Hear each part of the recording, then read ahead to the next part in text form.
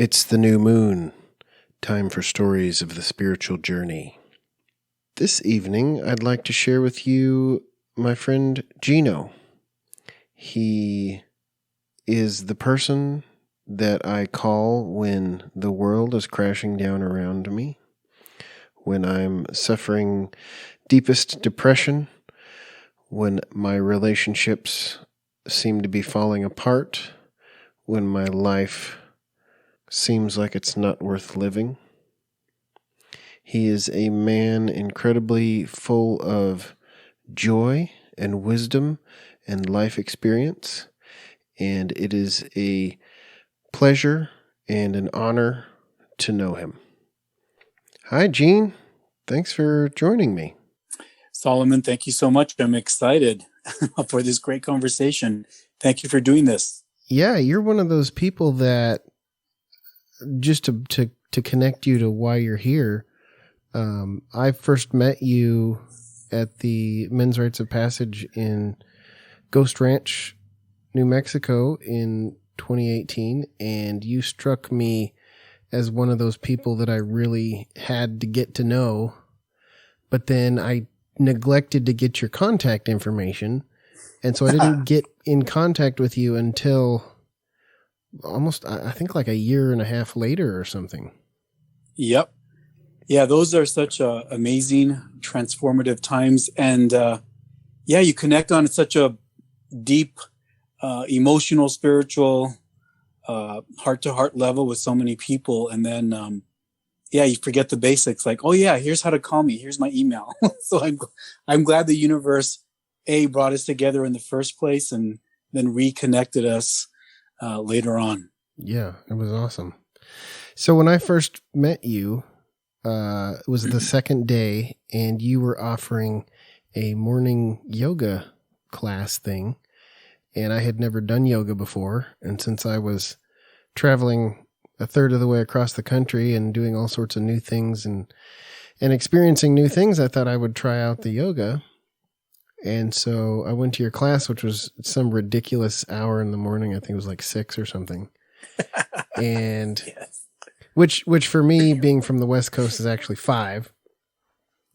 Ouch. And you you had some of the most, from my perspective anyway, really kind of broke the mold as it goes to what a yoga class is supposed to be like. Just the kind of the language that you used and the way that, I don't know, the sort of the way that I discerned your connection with the universe and your connection with life, and sometimes, just the off the wall instructions that you gave us. Well, I'm not a yoga instructor by training. I've just taken a lot of yoga classes from great instructors here in Albuquerque area and other places that I've traveled. But I am a yoga enthusiast. I'm really glad I was able to offer that. The yoga has been such a healing path for me in regards to meditation and contemplation and seeking some conscious contact with good things in the universe. And so by default, I'm a morning person and I go to morning classes. And I offered that class, for my own sanity, because I need to do it just so I am a better person. There's 2 things I don't compromise on: yoga and caffeine in the morning. That's my contribution to world peace. So everybody's happier if I do both of those. And so I really wanted to bring that gift of yoga to the already astonishing process of the Men's Rites of Passage, as a way to share with other men how that specific path, that really wide and spacious path of yoga, how it's really helped me as a man do some healing that I knew I needed to do, and then a lot more that I had no idea I needed to do. So, and that's what I think the spiritual path that both brought me to yoga and expanded through yoga and the men's rites of passage, that's been so wonderful for me when I realized at some point in a yoga class that, hey, I don't have to be anybody else but me. I don't have to be I would be a horrible Donald Duck. I'd be a sloppy Mickey Mouse. I'd be a terrible Daffy Duck, but I can be Geno. Like, oh, I can be Geno. And that's all we're all called to do, is not be imitations of other people, but just be ourselves. That's a huge gift. So yoga's really helped me realize that. And I really wanted to take a chance and step in front of a group of guys and share how that's really helped me. And I'm glad it helped you at that moment. Well, before we get too far into where you are now on the spiritual journey, why don't we go back and talk a little bit more about how you got here? Let's start with where did you spend your early life, and what kind of spiritual or religious or faith traditions did you start out in? Yeah, so I was born and raised in southern New Mexico, in a little town called Las Cruces, which means the crosses, the city of the crosses. And it's right along the border of El Paso, Texas, and Chihuahua, Mexico. It's 3 states, New Mexico, Texas, and Chihuahua, and 2 nations. So it's a really interesting liminal space, that place in between places. And I've heard a great, some wise person out of El Paso said, some poet said at one point, and I never forgot, the border is, especially the border between the U.S. and Mexico, any of those border towns, it's the place where 2 worlds touch and bleed into one another. So I was born in Las Cruces and raised in a real traditional Catholic family. I have 4 sisters and 2 brothers, and parents that were very devoted in their own way to Catholicism. My father, having served in World War II, he grew up in southern New Mexico and went as a young 19-year-old boy from a desert, the Sticks community, and was flown over to Europe and fought in Germany and France and Switzerland, and as the World War II ended. My mom was a simple country girl from Las Cruces who never left this area and went to the big city. So my father had a real global and big picture of where Catholicism fit in the world. It was important, but it wasn't the only experience to pay attention to. And for my mom, it was definitely the most important experience to pay attention to. So somewhere between those 2 experiences, I grew up being a altar boy by force. My dad made my brother and I go be an altar boy, and like many other altar boys at the time, I put on the white robe and rang the bells, and it was fun being lifted into the air by these huge ropes that the bells were attached to in the bell towers. And I stuffed my pockets full of unconsecrated communion, the little wafers, trying to hide it from the priest. And after church, we would stuff our faces with these little wafers, my brother and I, little bandits. And it was, it was a good place to be, a good place to grow up, in that respect. And yet at the same time, I knew there was something more. I suspected that the adults around me weren't telling me everything. My mom and my grandmother were very involved in, the charismatic movement. My mom's mom, my grandma Urbana Maese, the church was so important to her that when she became a widow, she purposely and consciously purchased a little house right across the street from church. from our local Catholic church, just so she could go to mass every day and not have to ask anybody for a ride. So she was also the woman or the person who told my mom about the charismatic movement that was happening in the church.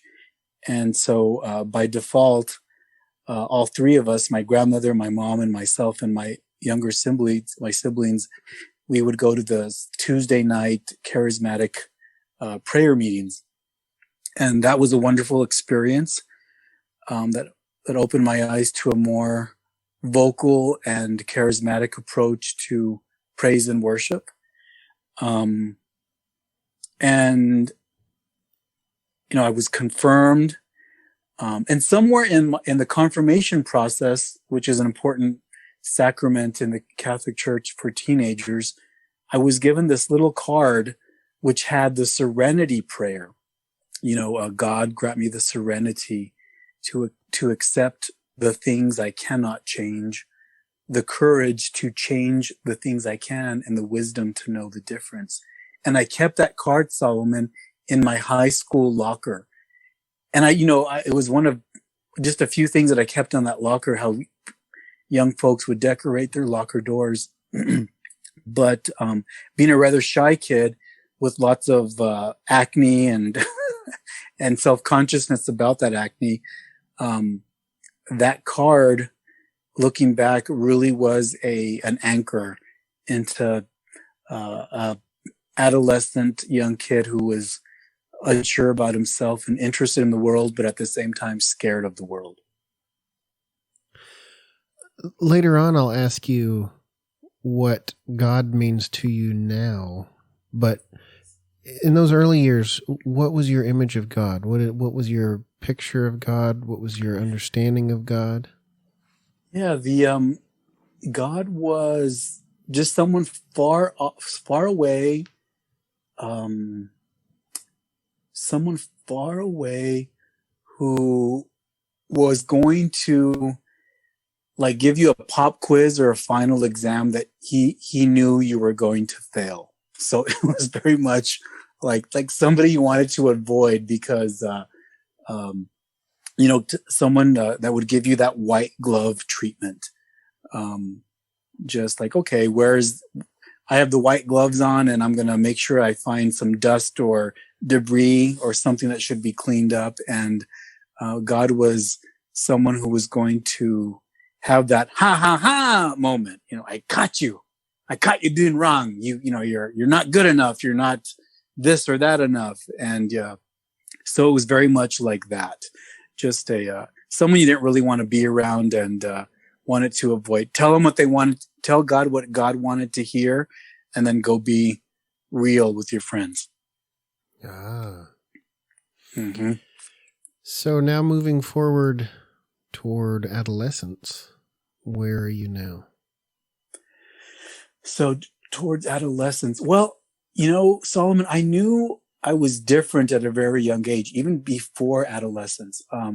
I knew I was gay when I was in second grade. And so taking that knowledge, and I don't even know how I didn't have the word GAY in my vocabulary then, but I knew as a young kid on the playground, I would daydream about marrying another boy or another man when I grew up, kind of thing.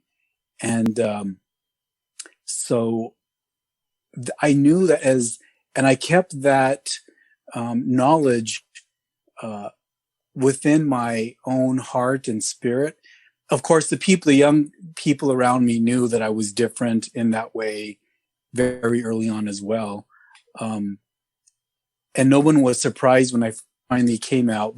Like many people, they were thought, of course you are. So, it wasn't, I was lying to myself because I needed to. That was not the time or place. But later on as an adolescent, my knowledge that I started to tease out that there was a difference between God, the big God, and there was the difference between my religion and a lot of people's religion. So I suspected within my own spirit that God was much bigger than any religion that I had been exposed to, either Catholicism or Protestantism or any other variation.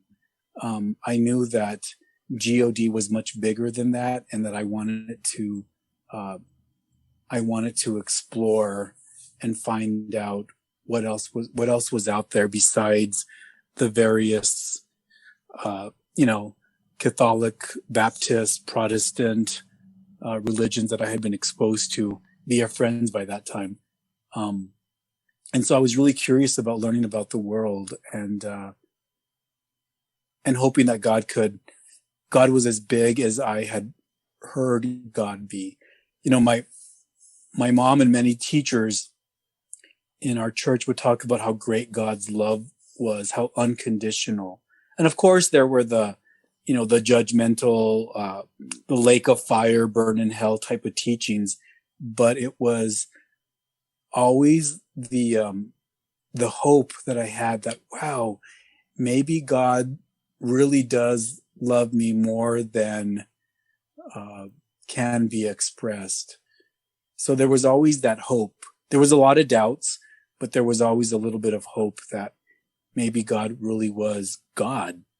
Big, big, big, big, far beyond what anybody was able to express to me at the time. And I was told by a priest that I really admired. I had come out to him later in my teenage years. I told him that I had I'd done all the penance and I had prayed all the ways and to try to have God change me and heal me. And he was really wise and kind at that point. I had asked him, I said, would you pray with me that God would heal me? This was when I was probably about 18, 19, probably more than 19. And he said, yeah, I'll pray that God heal you. And we prayed together. And after that, he said, Geno, I want you to think about something. He said, maybe, just maybe, God hasn't healed you because there's nothing to be healed. How can you heal someone who's not sick? And that just was such a huge blessing.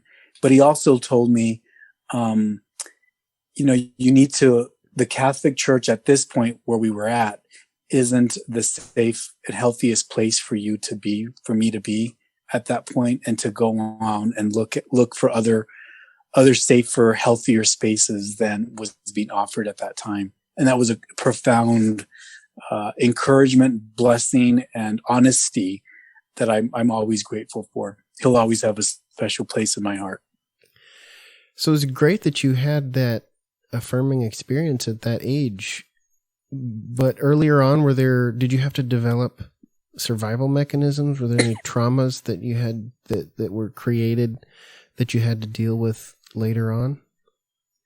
Oh yeah, yes. So one of the great leaders, and I don't know the exact year. I'm sure I could look it up, but it was the year that Harvey Milk, the great gay leader from San Francisco, the mayor of Castro Street, as he was known, it was that year that he was murdered or assassinated. I remember my father every night would watch the McNeil-Lehrer report. It's on PBS. Mm-hmm. We didn't have cable. We were very simple working class family. We had 3 channels and PBS, and we could watch as much PBS as we wanted. And my father was so strict, that when he'd say, the TV is going to make you dumb, don't watch it. When we would disobey him and we'd watch too much, he would simply grab the scissors and cut the power cord. So he made sure he made sure that we knew when he said no, he meant no. So, anyways, it was the year that it was the week that Harvey Milk was assassinated. I don't remember Harvey Milk. I didn't know who he was really until I was a young man in my young 20s. But I remember my father watching the news, and I remember being in the room watching it with him. And it was all these people, these men, they were holding a prayer vigil for somebody important. And I remember all these men and women walking down the street holding these candles. And I remember them, the announcer, using words like gay to describe the people who were there. And I remember my father saying, it was something to the effect of, those people shouldn't be so obvious. And at the same moment with those words, I knew I was one of those people. I felt a great sense of solidarity and hope seeing this river of candles, of light cascading down the streets. And at the same time with my father, I knew that I should not be, that being obvious was not a good thing. There's another little story that I've learned with my father that I was kind of alludes to the question. So when I was in, it must have been a third or fourth grade. Excuse me, I have a scratchy throat. We grew up it was the summer. We grew up in a working class neighborhood. And so during the summer, the local school, the elementary school we went to, would offer, in the mornings, you'd have, activities for the kids, volleyball and baseball, kickball, activities. And then there would be a free lunch at noon. So me and some of the other kids in the neighborhood would go down there, with my brother and sister who was closest to me in age. And, there was the chess tournament. And if you won the chess tournament at the school level, you could go to the city level chess tournament and then maybe the state. And the big prize was going to Hershey, Pennsylvania. I remember that because Hershey, like the chocolate bar, who would not want to go to a city that was named after a chocolate bar? No doubt. As a kid. So, there was the chess tournament, the checkers tournament, the volleyball. There was the baseball throw, which my brother won. My brother won the local and city softball throw, and he was going to go to the state championship. Well, I too, Solomon, I won an event at the school level and the city level, and I was going to go to the state level. But guess what my event was? It was the hula hoop, the boys hula hoop. Nice. So, nice, right? So, I could, as a young kid, I could make that hula hoop with some practice, go from my waist down to my ankles, back all the way up to my waist to my neck, and I got some training by the previous champion. I can't even remember her name, but she knew that I wanted to go to this. So she worked with me to get a routine with a radio. And there was I think I had like a 3 minutes to show them what I could do with the hula hoop. And I practiced and I practiced and I practiced. And I remember my father coming home from work one day. And, this was a working class neighborhood where the men all took the same bus to work and all got off at the same bus and all came walking down the street with their lunch pails at the same time. And I remember one time my father saw me practicing my routine in the front yard. And he looked at me and he said, why don't you go practice that in the backyard? And I did. So that was going back to that, don't be noticed. So, but it got a little more intense as the state championship got closer. So it was the morning of the state championship. My father woke up very early. My brother was going to the softball throw as well for his event. We packed into the car and we had to drive about 4 hours away to a place where the the event, the state championship was going to take place in Carlsbad, New Mexico, which is really famous for its Carlsbad Caverns. So we drove to this place, this city, and we did something that we never did because we didn't have a lot of money. We never did. We went to fast food restaurants, but we went to Kentucky Fried Chicken. I remember this. And we went to Kentucky Fried Chicken and we got our food and we went to a park and ate. And I remember being very anxious thinking this chicken is good. I love fried chicken, but shouldn't we be going to the location where the state championship is going to take place? And my dad wasn't someone that you questioned. He just kind of went along with what his direction was. And so we finished our Kentucky Fried Chicken meal and got in the car, went to the location of the statewide event, and I grabbed my hula hoop and I grabbed my cassette tape full of music that I was going to perform to.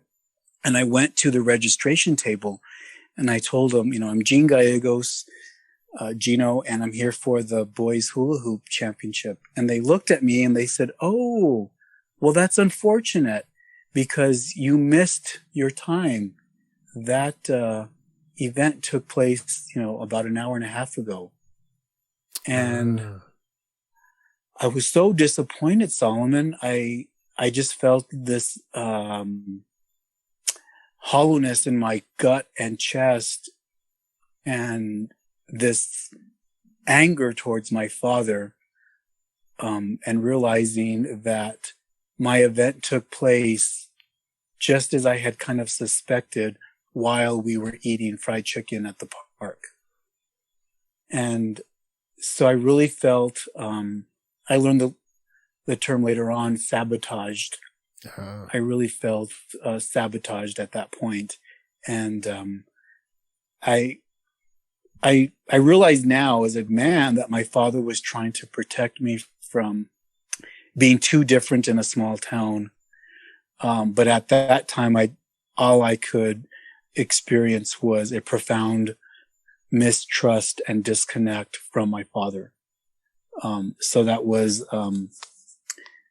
kind of that was a very important lesson for me in, don't be noticed, stay, hide, stay acceptable, stay quote unquote normal, whatever that happens to be. And I know so many, don't be weird. Don't be weird is another one. And I know so many men and women and humans, we all experience those same types of lessons of be normal, don't be weird. Mm-hmm. And, so that was a really traumatic experience on an emotional level with my father that really impacted my relationship with him for several decades. Do you really think he did that on purpose? I actually do, because he was a stickler. He knew the military. He was about being prompt and being prepared and showing up on time. So, I don't think, and we never discussed it. My brother never brought it up. I never brought it up. We never brought it up. My mom never asked. Nobody in my family ever asked how my hula hoop training went or hula hoop experience went. And it got lost in the shuffle of all those important lessons we learn about what boys should be doing and what boys should not be doing. That reminds me of something you said at the Men's Rites of Passage, something that you repeated repeatedly, which was, what was it? It was about being present. The honor of your presence is requested. Yes. You said that a lot. Is that kind of a lesson that you took from that early lesson which said don't stick out? Or is it? Yes. It could be. Might not be. Tell me. No, that's very much, good intuition. Well, like, later on, so where that phrase really came from was from a very Catholic in our, as there's some sacraments which are very important, conscious, coming of ages celebrations in that process that many other religions celebrate as well. But there's baptism, and there's your first Holy Communion and your first confirmation. And but during that confirmation, we went on a retreat called the Search. It was the Search for Christian Maturity, a powerful, wonderful retreat. But in that retreat, on Saturday night, we were given this little card that said, Jesus Christ requests the honor of your presence at a supper to be given in his honor.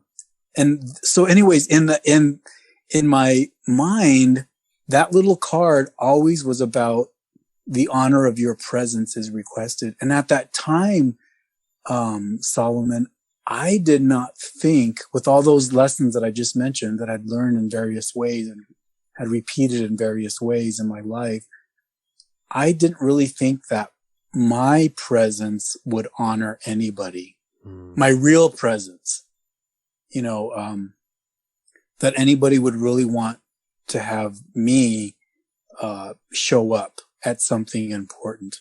The real me. There's always the superficial me, the polished me, the acceptable, quote unquote, normal me. But that the real authentic Geno would be welcomed and honored. Anywhere. That did not cross my mind. But receiving that little card was like a wink from the universe, a wink from God that is what was being requested. And over time, and a lot of suffering and mistakes, and yoga, like I mentioned, like, wow, it's, when we can really be our most authentic self, our most polka dot striped, zigzag, strawberry, vanilla, sherbet, angel swirl, whatever you want to do it. When we can each show up as our most authentic self, like the honor of your presence is requested. It's not demanded. It's not guilted in, I'm not going to guilt someone into doing it, but it's simply a request. Will you be present? And that really has a way of, I know it resonates in my own heart. And I think it resonates in a lot of people's heart, like yourself. The honor of your presence is requested. Every day, the honor of your presence is requested. That's what life gives us, is that wonderful invitation and request every day. One of the things that brings to mind, and I'm really just realizing this in the moment, is I don't feel I've ever been able to create that acceptable Solomon to show up at things. Like I have a lot of, I don't know if you want to call it personal integrity, but it's extremely difficult for me to fake things. And the best that I can do oftentimes in faking things is just to be quiet. If I don't say anything, then nobody's going to know. There's nothing to object to because I'm not saying anything. And so I've often felt like the real me has never been there. Yes. All the things that I've ever been to, I've never actually been there. It's my physical presence was there, but my, call it true self, was never there. Yes. And that's been much of my life. Yes. Yes. And that's the call. And it ain't over yet, Solomon. Like for you and so many other people listening, is in this path of like, wow, who am I and who's been showing up? And to realize, yes, life is this infinite. We're on this infinite healing journey.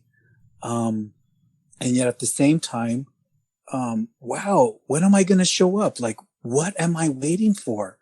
Well, and that's a profound question to ask ourselves of, what am I waiting for? Well, I'm waiting to, as a young person, I'm waiting to graduate high school, or I'm waiting to go to college, or I'm waiting to fall in love, or I'm waiting to have sex for the first time, or I'm waiting for my parents' approval, or I'm waiting to get all A's, or I'm waiting to graduate, or I'm waiting to graduate and get married, or I'm waiting to graduate, get married, have babies, or waiting to graduate, have babies, get married, have a good job.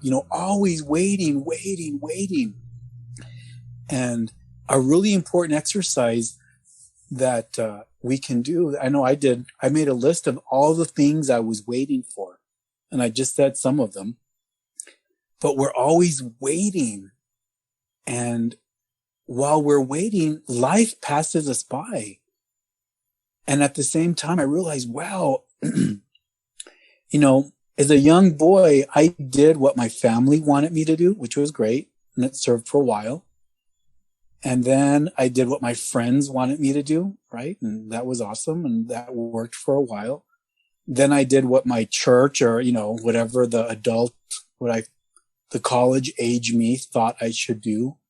And it wasn't until my young 30s, I think at my 30th birthday, when I realized I'd done what my family, friends, and my employer and my college age friends want to do.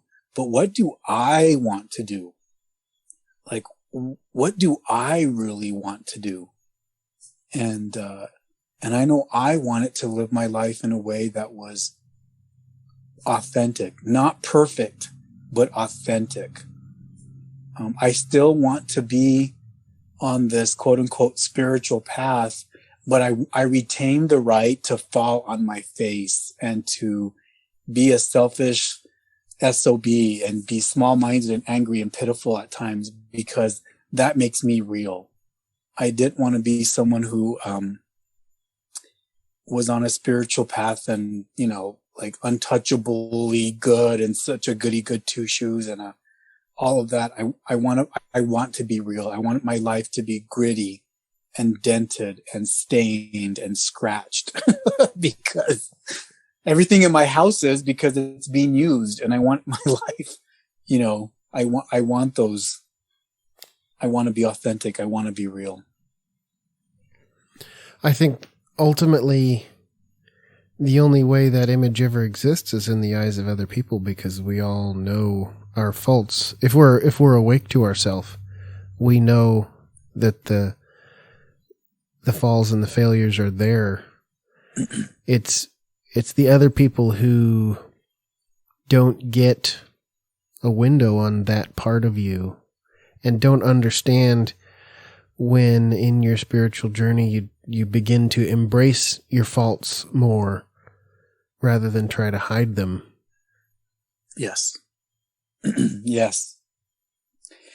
I think that's what one thing is, one of the gifts about yoga is, one of the instructors I had used to, you would try a pose, an asana, and whether that's, bending over and touching your toes, or maybe a headstand standing on your head. You would try this pose, and okay, you did it. Yay. Okay. Forget it. It's over with. Or boom, you try this pose and boom, you fall over and it doesn't work. Who cares? Either way, it's over. Whether you did it perfect and got an A+, it's over. Or whether I tried it and got an F-, it's over. So the being authentic wasn't about achieving somebody else's definition of success or failure.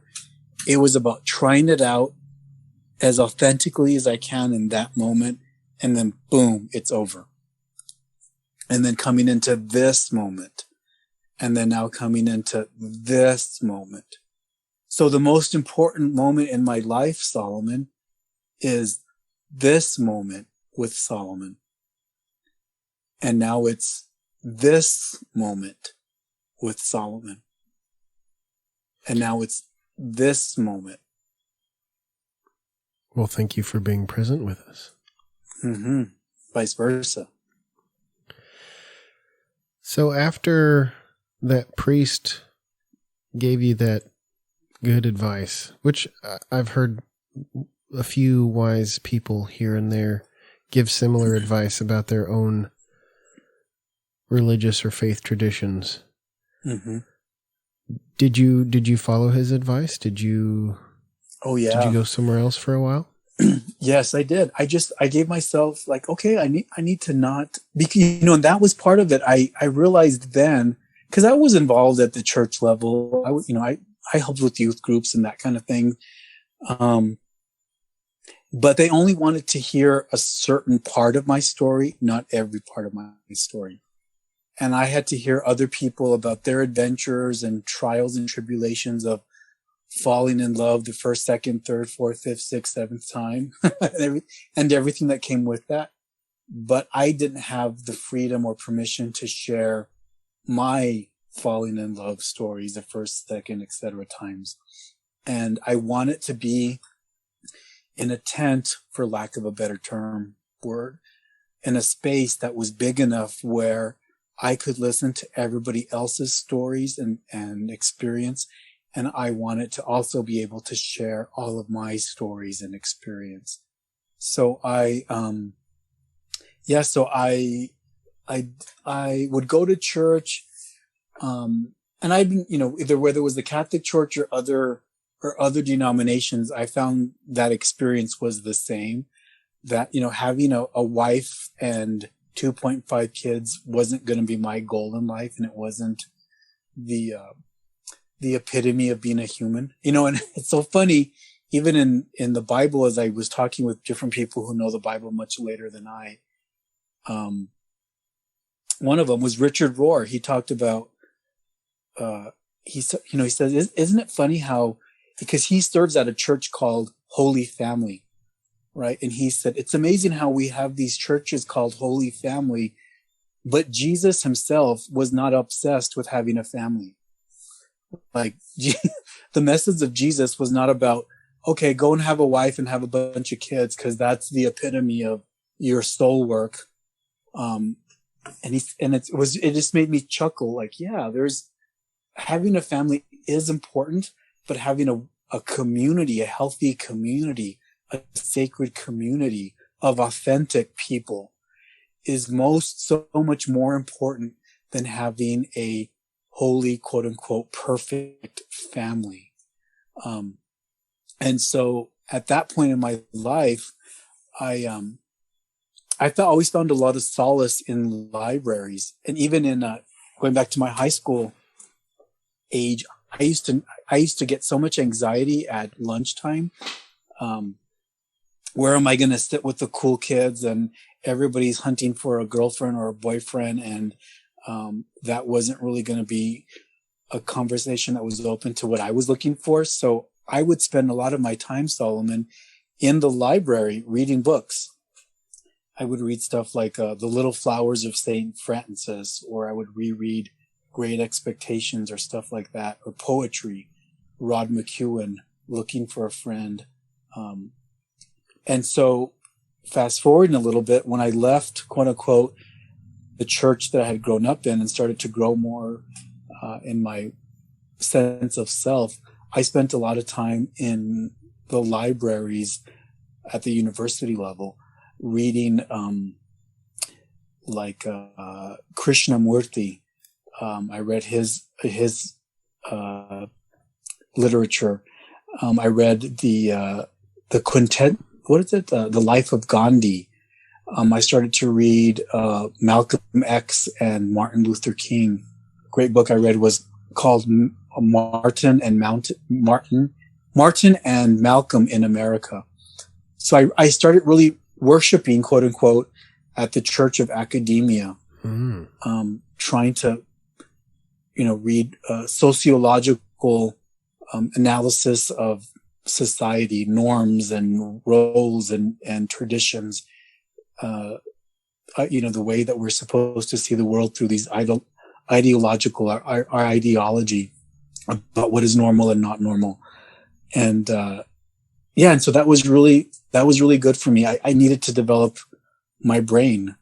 And that was good. And that worked for me for a long time. I got some degrees because of that. But it wasn't until those things quit working. I got to the point where, and I've told people this, I could really analyze life. I can write a page graduate level paper about life for something, and I can create PowerPoint presentations about life, and I can dissect and philosophize about life and a poster about it. I just couldn't live life. There's a one thing about writing about having a life, and there's a difference between actually living a life. And so at one point, academia stopped serving me so well when I didn't want to just analyze life anymore. I wanted to live it. What did you go to school for? So I have a double bachelor's in communication studies and sociology. I couldn't make my decision up. Everybody else seemed so, once again, so normal. The accountants wanted to be accountants. The engineers wanted to be engineers. The nurses wanted to be nurses, and the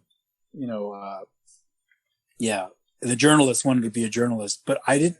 None of that stuff resounded with me. But sociology did, and so did communication. So I got a double major in that.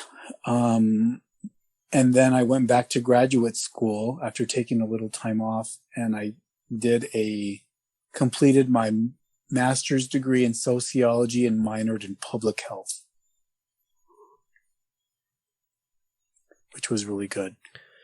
Interesting. I took the sociology of religion with a professor, Dr. Milagros Peña. She was wonderful. And my graduate research was in domestic violence. Among the Latina community. So I consciously had a graduate committee of all women. And there was Dr. Milagros Peña, Dr. Lisa Frahel, and Dr. Satya Krishnan. And Dr. Satya Krishnan was the professor who introduced me to yoga and taught me the sun and moon salutations, which was revolutionary for my life. Domestic violence is a huge topic. What did that teach you about life at that time? Wow. So domestic violence, and it's also called the research has evolved substantially, but it's also called intimate partner violence. Mm-hmm. So it's anywhere, whether a boyfriend, girlfriend is hitting another person. So it could be a male often abusing a female. It could be a female often abusing a male. It could be male, male, female, female. So any kind of in an intimate relationship, whether it's dating, married, or even divorced, there is a violent component that can unfortunately often take root in a relationship. And that violence can come in the form of physical violence, which is one. There could also be emotional violence, verbal abuse, sexual abuse, spiritual abuse. And, those are all certain components. Violence comes in many flavors and in many manifestations. The spiritual violence was when we don't let each other grow. Like you were raised Baptist and you're always going to be Baptist, or you were raised Presbyterian and you're always going to be Presbyterian. You were raised Catholic, you're always going to be Catholic, or you were raised atheist and you can't explore, whatever. I've come to believe passionately that God, higher power, the divine mystery, whatever term you want to use, is so much more big and not that stingy little, stingy, angry, vengeful, little, bully that is being used to teach people that hell is a real thing. I think that's something that I know I need to stay away from and encourage other folks to let that stuff go. That's drama and cultural trauma that I think so many religions need to shake free from. That's a great topic. one that I think can be a really good one to explore. How did your view of hell change throughout your life? Oh yeah. So I remember my mom showed us pictures of her. I want to say her traumatic teachings of hell, where Jesus and the Trinity and God the Father and the Holy Spirit are like these long turtleneck tunics, and then of course below is all the demons and the naked people in the lake of fire kind of thing. And no matter I've met other people who had those same images embedded in their mind and spirit for so long, and I just never, it's so amazing because I know my mom loves me. Like I just knew my mom loved me. On one hand, I knew that was what people wanted me to believe, but I also knew, well, hey, my mom's going to go to heaven because she's a saint. So I'm going to know at least one person in heaven. And I know that my mom will sneak me in no matter what. She'll leave a window open or something and I'll sneak in. Hell is really Hollywood and it'll sell a lot of tickets and it'll make a lot of people feel guilty. But it just didn't feel truthful. It didn't feel right. And the people that I know believed in those kind of things in hell did not seem like real happy people.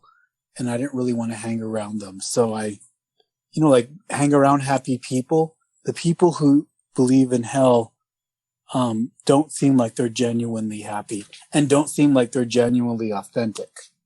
They may be perfect.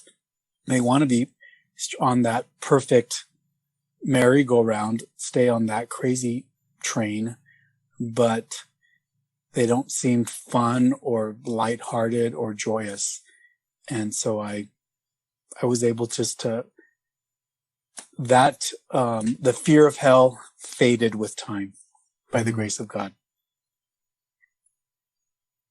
I grew up with kind of a different view of hell because Seventh-day Adventists don't believe in any sort of literal or eternal hell. For them, it is annihilation. So if there's a hell, it lasts until you're done burning to death, and then it's over. Well, I know, right? Yeah. And it sounds like I say it. So I know that at 2:00 in the morning, when you're an 8-year-old little kid and you've just learned about those kind of, you've just been traumatized by those types of stories. It seems so real, but now, with other people in the light of grace, it just seems like, oh my gosh, such a cruel thing to do to teach kids that any rendition of hell, any flavor of hell is truth. It seems like it's such a mean, stingy, small-minded, mean-hearted way of trying to connect with young people, with kids that can grow up into mean, stingy, mean-hearted adults. I just don't believe, and I'm glad so many people have grown tired of that as well. And from whatever church would believe that, whatever rendition wants to say that, it's just, it's not something I want to give another second of attention to. And one of the great things about it, I feel, or about the growing out of it, is it's not just the idea that teaching this is not good for us emotionally, which it isn't. It's not just about how the kind of people that it creates, which you're right, it creates people who are less loving and less caring and compassionate. But if you actually go back and study into it, the ideas that many of us were indoctrinated with as children really fall apart as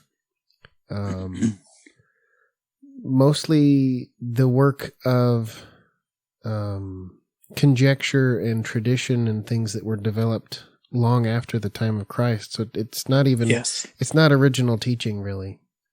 No. There's and Richard Rohr has a great teaching on it. There's a CD you can order called Hell No. Like, oh, hell no. It's a really great, it's one of his great discussions about what hell meant, and like what you just said.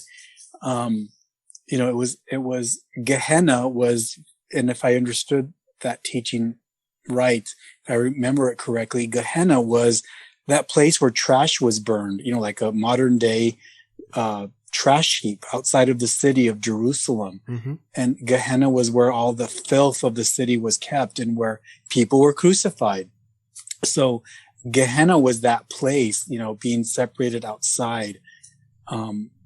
Maybe trash was burned there. I don't know. But that physical location did not, from my understanding, it took on this Hollywood-esque, control freak, Roman Empire-esque spin on it, that it meant, no, you were going to go to the lake of fire and hell and, fire and brimstone stuff. So it was abuse on crack, on an emotional, spiritual level, to take it to that level. Mm-hmm. And which is great is Jesus was crucified in a place, Gehenna, hell. He was resurrected from having gone through that space where, hell, on resurrection on Easter morning. There's this joke that Richard or somebody said, and only a mother can say this. So, Jesus was crucified on Friday, and 3 days later he was resurrected, right? That's is what we all know and believe. But that the Virgin Mary, Jesus' mother, that it is said, I like it, is that she was the only person that would have the courage but to say this to him, but like, hey, Jesus, so you've been dead for 3 days and now you're resurrected. Yeah, and welcome back. I'm glad you're alive, but where were you for 3 days? Like, what were you doing for 3 days? And that he looked at his mom and said, Mama, I was sweeping out hell, cleaning it out so that it's empty. Nobody's in there and nobody will ever be in hell. And that's the real gift of resurrection, that, wow, hell, we're all resurrected. All of creation, we're all in this together. We're all equally, infinitely loved by this power that we'll never be able to understand. So hell, quote unquote, becomes something that is ridiculously missing the mark by so much. And that's what Easter is about, is all of that illusion of separation is gone forevermore.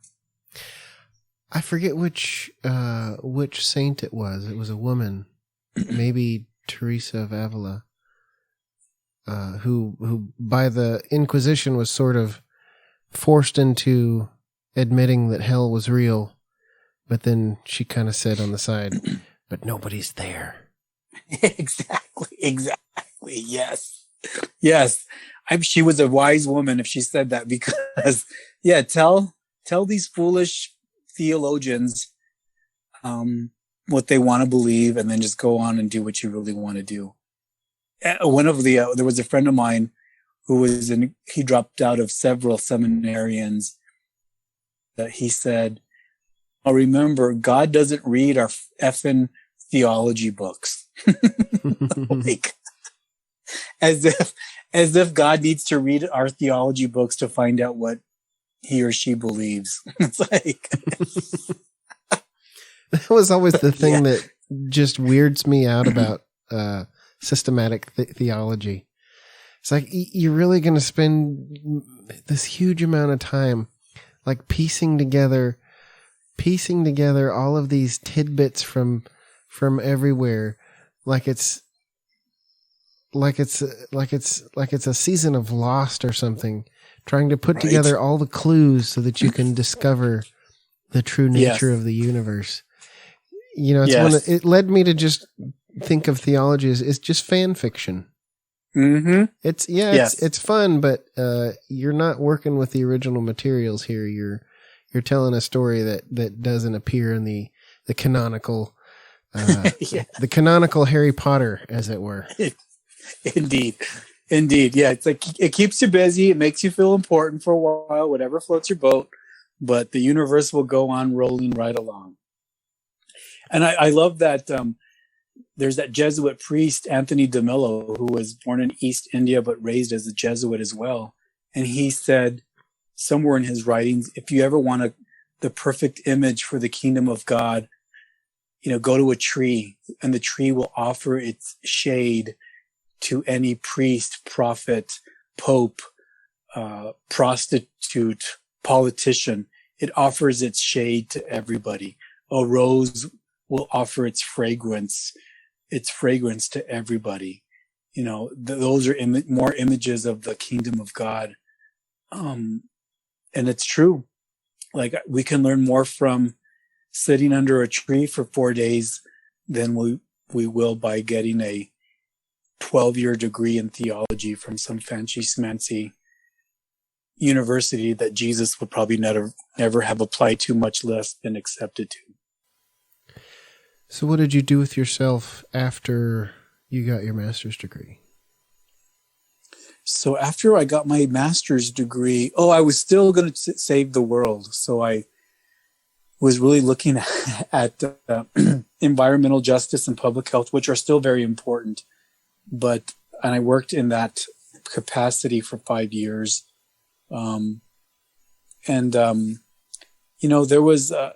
There's a phrase that in spiral dynamics, which I know very, very little about. But in spiral dynamics, there's various levels of consciousness that we have to go through. And one of those levels is the mean green. So, think of the person who is, of course, the real fundamentalist, the church lady person, the know-it-all who, don't do this, don't do that, that's dirty, do this right, sit up straight, blah, blah, blah, do this, that person. And none of us want to be that person. But in the mean green area, there's also that the person who is, I don't eat this, and I protest that, and my belt is made by it's woven but from the orphan African virgins, from this island, and I only eat tofu, this real mean green, someone who, it's almost like a religion, but it's not in a church. It's more with just living things right in an environmentally right. So they call those the mean greens. Sort of a religious approach to just everyday life. Yeah, exactly. A dogmatic approach to everyday life. Yeah, dogmatic. Are you protesting the right things? Are you signing the right petitions? Are you, and so somewhere I spent a lot of time with people who I perceived were like that. And I thought, wow, I'm not in church at all anymore, but I still feel like I'm surrounded by these fundamentalist, angry people who are angry about something. They're still angry, but they're just angry about something different. And so, I thought, no, this isn't where I want to be involved with anymore. I wanted to explore something that was more business and health related. I work for a pharmaceutical company that helps folks with bipolar depression and mental health. I'm really committed to destigmatizing illnesses like bipolar depression, and that men and women and humans in general, we need to support and affirm our mental health and take that as just as seriously as we do our nutritional health or our physical health.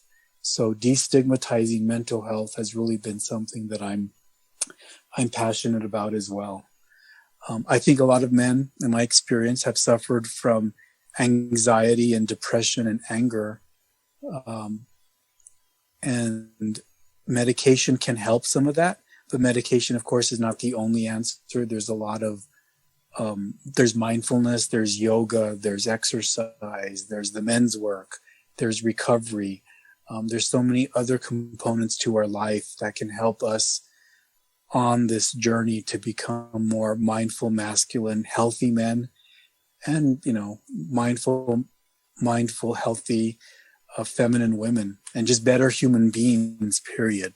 So I think all those, what I realize now is all parts of my life have their limitations, and all parts of my life has something I can offer. And that's what I want to do, is offer all of whatever I can offer to people. Then that's what I want to do. Because we are definitely all in this together. There is a poem I want to read to you. Sure. So I love poetry, and I was reminded of this poem that I first heard in the Men's Rites of Passage in 2015. And I haven't read it or found it until yesterday. And it's been on my mind. And I think this really describes, for me, the importance of doing this, having these kind of conversations when we are called to something more authentic, more wild, not so contained and proper. So this poem was written by a guy named by the name of Tom Hirons, Hirons, Tom Hirons, and it's called Sometimes a Wild God. Sometimes a Wild God. But I find so much solace and inspiration in this because it seems so authentic. So I'll share it with you and anybody who's listening. Sometimes a wild God. Sometimes a wild God comes to the table. He is awkward and does not know the ways of porcelain, of fork, and mustard and silver. His voice makes vinegar from wine. When the wild God arrives at the door, you will probably fear him. He reminds you of something dark that you might have dreamt, or the secret you do not wish to be shared. He will not ring the doorbell. Instead, he scrapes with his fingers, leaving blood on the paintwork, though primroses grow in circles around his feet. You do not want to let him in. You are very busy. It is late or early, and besides, you cannot look at him straight because he makes you want to cry. Your dog barks. The wild God smiles. He holds out his hand and the dog licks his wounds, then leads him inside. The wild God stands in your kitchen. Ivy is taking over your sideboard.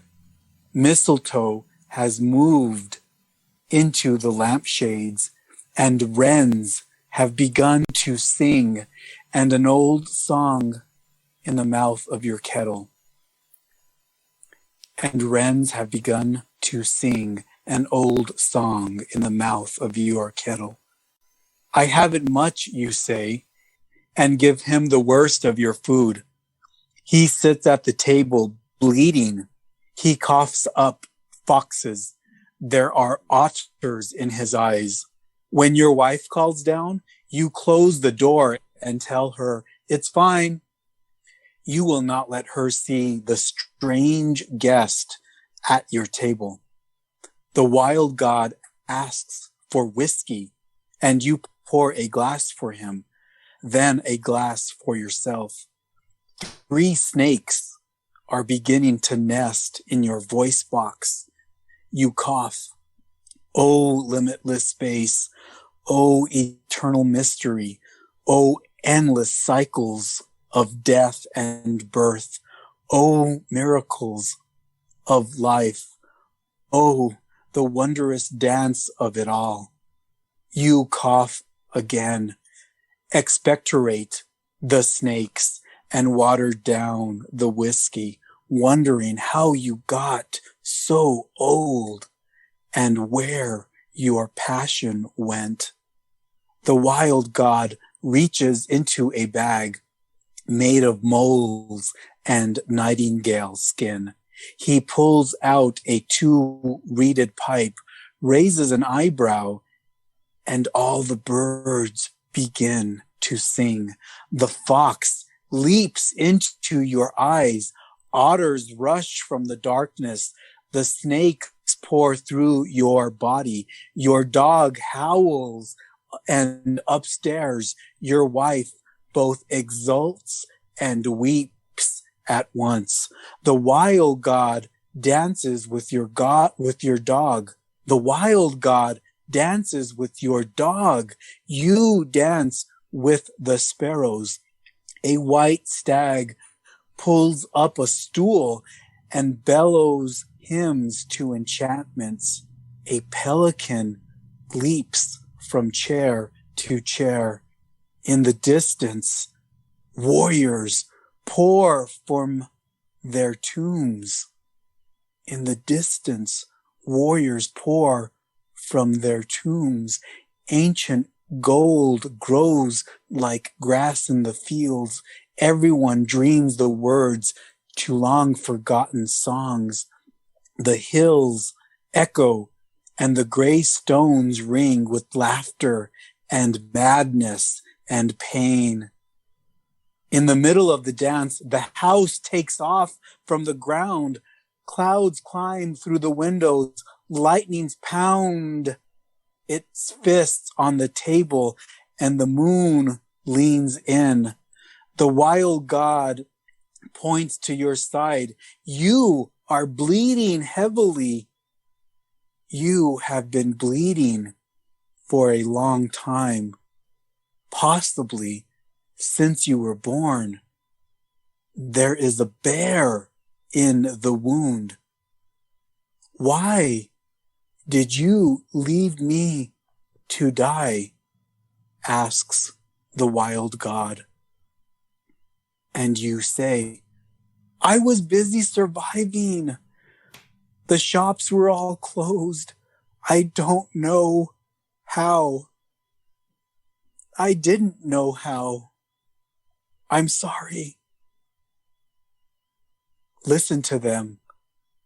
The fox in your neck, the snakes in your arms, and the wren and the sparrow and the deer, the great unnameable beasts in your liver and your kidneys and your heart. There is a symphony of howling, a cacophony of dissent.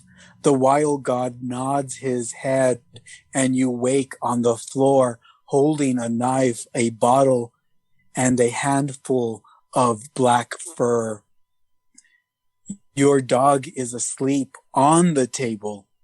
Your wife is stirring far above. Your cheeks are wet with tears. Your mouth aches from laughter or shouting. A black bear is sitting by the fire. Sometimes a wild god comes to the table. He is awkward and does not know the ways of porcelain, of fork and mustard and silver. His voice makes vinegar from wine and brings the dead to life. Ho. Ho.